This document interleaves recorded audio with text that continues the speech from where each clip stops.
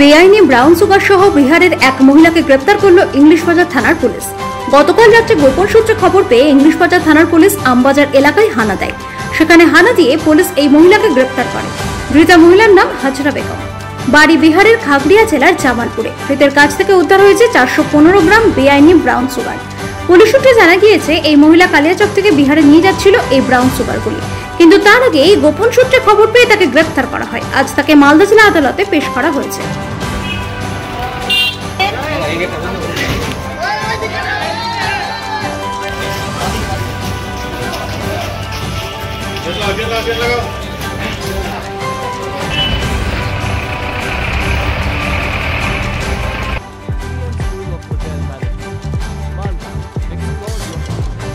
চাকরি বাজারে চান নতুন সাফল্য, ভরসা রাখুন BM school of hotel management মালদাতে।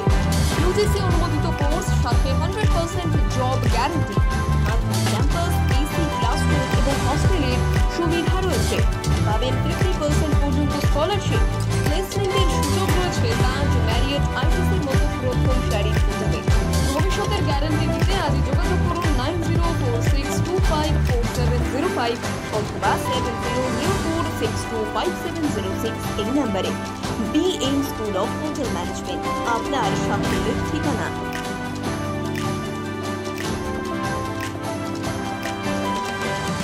পাথর ছাড়াই প্রতিকার সম্ভব। মালদার প্রাচীনতম ভৃগু বংশ জ্যোতিষী পণ্ডিত এস শাস্ত্রী।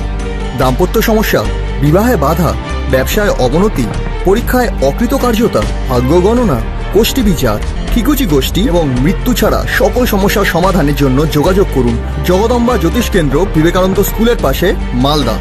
মোবাইল 09733027832 অথবা 09332056956।